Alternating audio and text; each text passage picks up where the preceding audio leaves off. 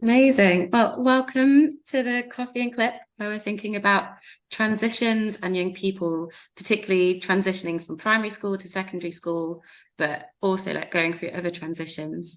We're really excited to hear from Steve from Copenhagen Youth Project about the work that you guys have been doing in Islington around transitions, what you've learned, and what you think is really valuable to share with the rest of us. Yeah, over to you. Hmm.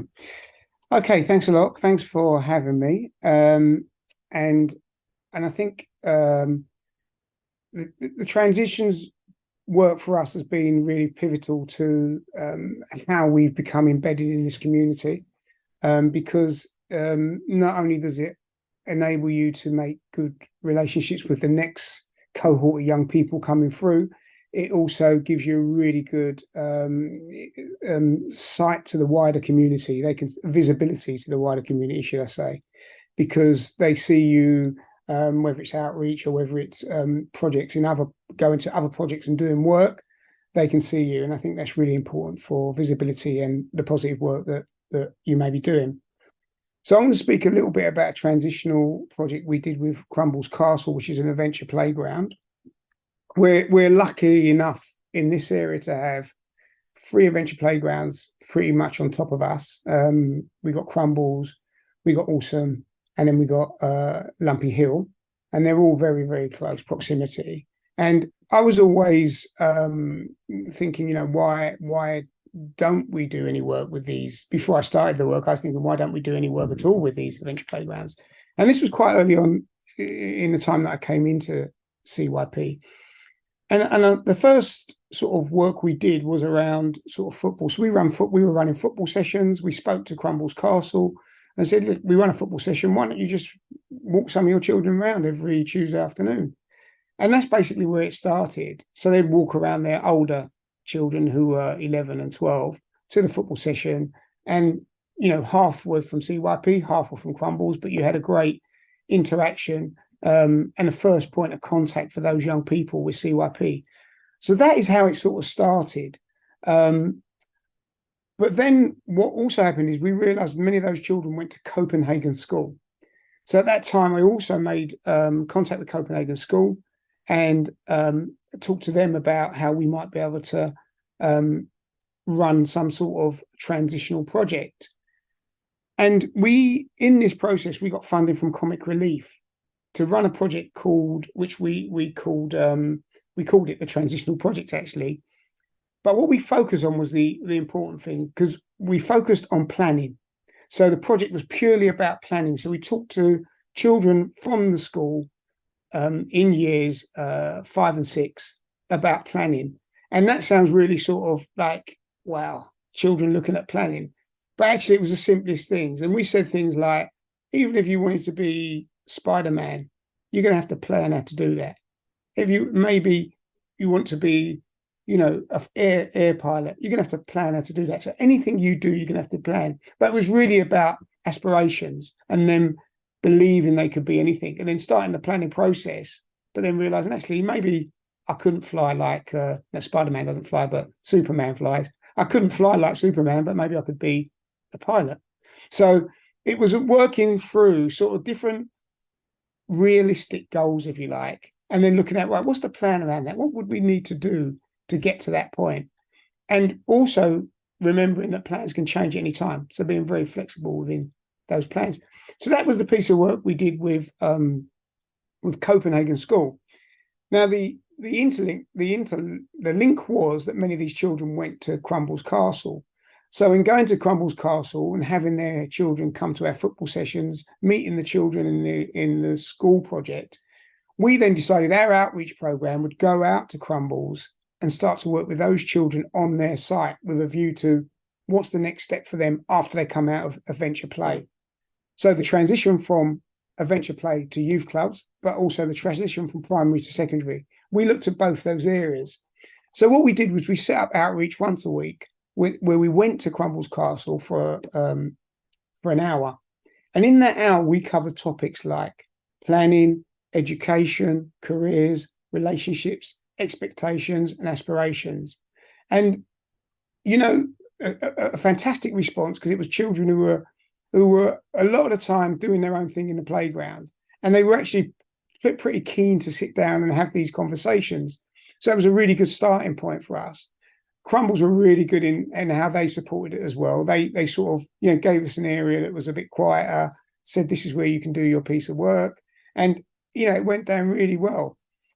So once we'd got those relationships sort of developed, we then looked at how would these young people integrate into CYP.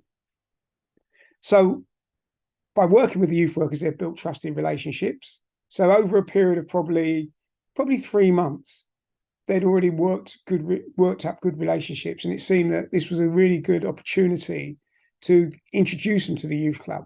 And so the workers would then go do the outreach program and invite them back during the outreach program, because Crumbles finished at a time when we sort of started the youth work club, and the youth club early on was never busy. So a great time to bring them in, to have them in the youth club, and to let them sort of feel their feet in here, find their feet in here, if you like, without too many people being around.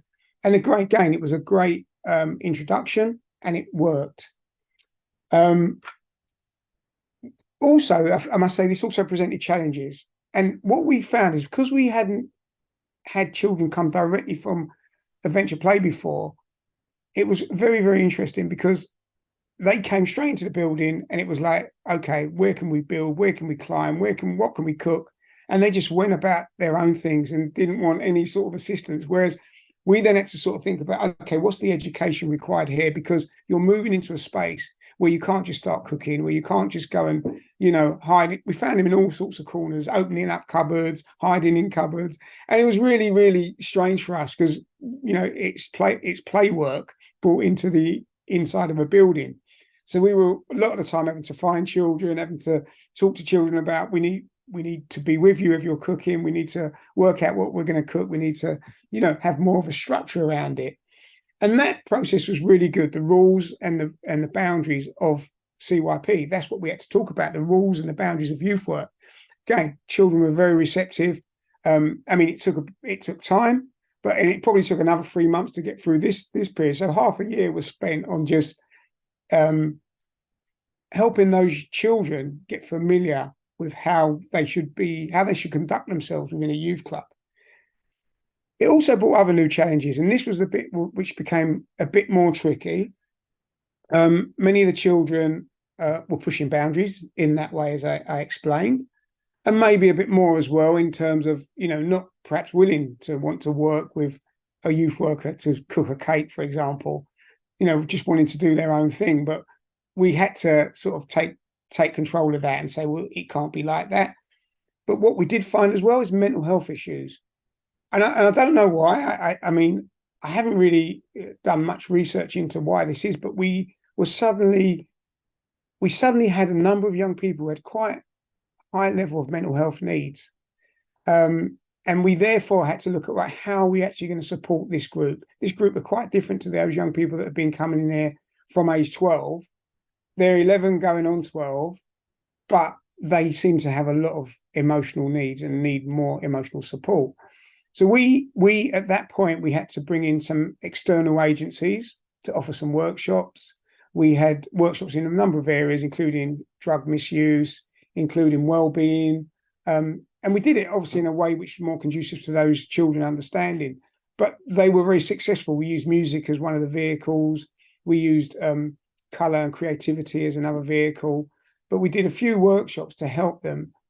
But we did have many more sort of referrals to social services during that period, during the first year of their sort of induction to youth work than we've ever had, I would say, in a year, which was quite which we had to, as a team, look at and think, right, okay, this group of young people obviously have some more support needs. We need to make sure that we can resource this. And so it took us to another level of what the resources would look like at CYP.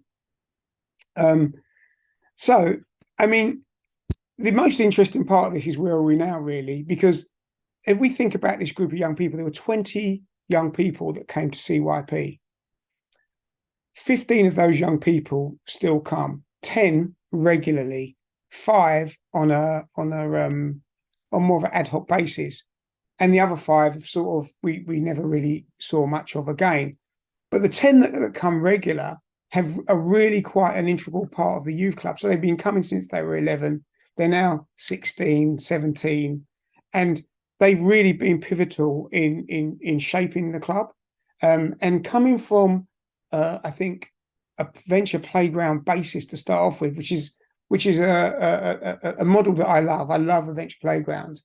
I really feel that they came with an openness to experience, to experiment, to explore, which enabled us to do our youth work in a really, really positive and progressive way. And so if we look at what the outcomes of the group were, and I've done some rough sort of, I did a bit of rough sort of working out from that group of 15, what has happened. And being that I see them still, these are really the real outcomes. So from the cohort of 15, there were 7 that struggled in education. And that is anything from permanent exclusion to actually ending up in a PRU to more sort of weekly exclusions. But 7 really struggled in education. So that's quite high when out of the 15. Drugs have become an issue, and they are an issue amongst all that group. There's quite a high drug use. I wouldn't say that, and as much as drug use is a problem per se, I think that I wouldn't say that any of them are going for rehabilitation, but they do use a lot of drugs on weekends, recreationally. 5 of the group are working, 3 of the group are in college, and 5 of the group are out of work, and 2 of the young people, unfortunately, went down more of a hard offending route and are currently in prison. So that was the outcomes, the broad outcomes for those 15 young people. But what I would say is that, the progression and the growth of those young people from adventure play to youth work and the outcomes which we have seen, I think have been very progressive for a group who are struggling in terms of their wealth, their educational attainment, and probably their I would say their family sort of foundations. And I think for me, that sort of tells you the story of how transitional work with Crumbles. And one thing to add, we've just now going in to do the same piece of work again. We're just working out, the dates and the times and all the rest of it. We're going in now to start to set up another piece of work, which is going to be very similar. Brilliant. Thank you so much, Steve. That was really great to hear, and hear the story as well of doing the piece of work and then where those young people are currently, which is really amazing. I'm gonna ask the others if they have questions as well, but I want to get in there first. As you're thinking about setting up that sort of work again, what do you think you guys have learned as a team about how you approach it, or what is really important that you're we definitely need to do it this way? And are there any things that you're we shouldn't do that again, that was dreadful? I mean, I think we very quickly learned that the children will come with a almost like a motive to push boundaries. They're coming in a place to test, and they will test everything. And I think one has to be very mindful of how we sort of facilitate and work alongside them, rather than saying no, don't touch that, no, that can't happen, because I think you can very quickly scare them away and they won't come back. The project, CYP itself is very, very, we're very, very creative and flexible in the way we work. So I think that's lucky we're that way, because if you were quite rigid, I think those young people would have struggled and maybe not even set foot in there more than once. You know, the fact that we allowed we allowed their space, despite, you know, sometimes having to say being, you know, opening up that cupboard door is really not permitted. You know, it was how we did that. And, you know, in the whole cooking process was about, okay, this is, you know, take what you want out of the cupboard, cook great, but as soon as you put the cooker on, we're going to need to be with you. We're going to need to be, as soon as you get the knives out, we're going to need to be alongside you. So, yeah, I think that flexibility and that sort of more standoff approach, but obviously the continuation of monitoring all the time. I think we learned, you know, to really balance that out well. And I think another thing is how we had debriefs. How our debriefs, we looked at every individual that came in, because we were seeing so many different behaviours that we hadn't seen before. We wanted to sort of not overanalyze, but we wanted to understand, was that good or was that bad? Because, you know, there was some really some behaviour that we hadn't seen before, and we had to think, is that okay? You know, and maybe refer that on to question it with other people. So we made quite a few. We had quite a lot of communication with social service around, right, this is happening here, or this young person's talking about this. What would you advise? You know, we did quite a lot of sourcing sort of further advice. Yeah, amazing. It sounds like it took like a lot of resource. Was that like sort of expected, or I guess you're saying like you learned that you had all these additional things.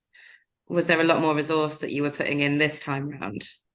We put a lot of resource into them, and I also think that the young people that came in all the time, so they just came to youth club, they never ever went to Crumbles, and there was reasons why young people didn't go to Crumbles as well, which weren't really that great, to be honest. You know, from we think Crumbles is racist to, oh no, my brother went there and got beat up. You know, there was. I'm not saying any of this is true, but this is what young people who were here may say. And so we also couldn't just neglect the group that were already here, because we had to sort of spread ourselves right across, because they'd be saying, well, who are that group? What are that group doing here? Oh, we know them, they go to Crumble. So there was a little bit of a, because there'd always been a little bit of a, oh, they go to Crumble, so they're not going to come here, or you don't go to CYP if you've been in Crumbles.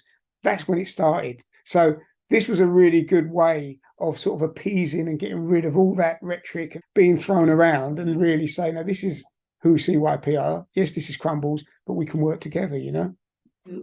Well, thank you so much for coming and sharing your wisdom and your expertise on this topic with us. We're really glad to have had you. Thank you. Wisdom and expertise is very nice. I'll take that.